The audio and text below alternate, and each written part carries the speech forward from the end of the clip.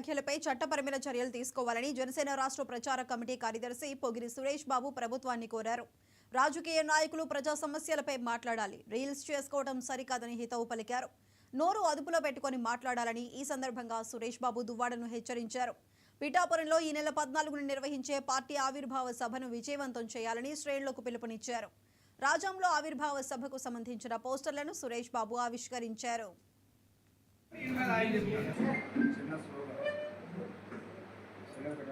విజయవంతం చేద్దాం, విజయవంతం చేద్దాం, పిఠాపురం సభను విజయవంతం చేద్దాం, విజయవంతం చేద్దాం, పిఠాపురం సభను విజయవంతం చేద్దాం, విజయవంతం చేద్దాం, విజయవంతం చేద్దాం, విజయవంతం చేద్దాం, విజయవంతం చేద్దాం, పిఠాపురం సభను విజయవంతం చేద్దాం.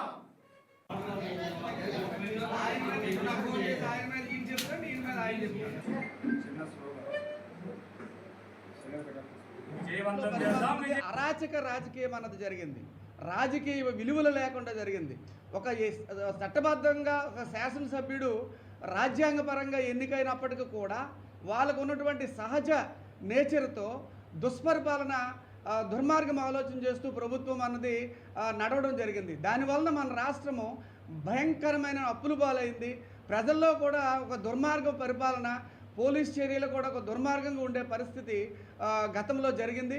ఇప్పుడు అది లేకుండా మన ఉమ్మడి ప్రభుత్వం అన్నది ఒక సిస్టమేటిక్గా చక్కగా అసెంబ్లీ నిర్వహణ కానివ్వండి, అసెంబ్లీలో మాట్లాడే విధానం కానివ్వండి, రాజ్యాంగబద్ధంగా ఉండేటట్టు ప్రణాళికలు అన్నది మన మిత్రపక్షాల్లో చంద్రబాబు నాయుడు గారు ప్రభుత్వము, మనం కూటమి అంతా కూడా అడుగులు వేస్తుంది.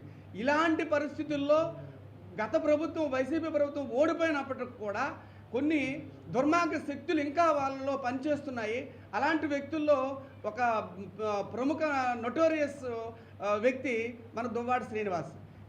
ఈ దువ్వాడ శ్రీనివాస్ అనే వ్యక్తి ఒక ఎమ్మెల్సీకి ఉన్నానన్న విషయాన్ని కూడా మర్చిపోయి అనుచిత వ్యాఖ్యలు అంటే అనుచిత వ్యాఖ్యలు కాదు, ఒక ఎమ్మెల్సీగా ఒక రాజ్యాంగబద్ధమైన పదవిలో ఉండి ఏం మాట్లాడాలో, ఏ కార్యక్రమం చేయాలో, ఎలాగ ప్రవర్తించాలని కూడా మినిమం కూడా కామన్ సెన్స్ లేని వ్యక్తి పవన్ కళ్యాణ్ని, చంద్రబాబు నాయుడిని విమర్శించడం జరుగుతుంది.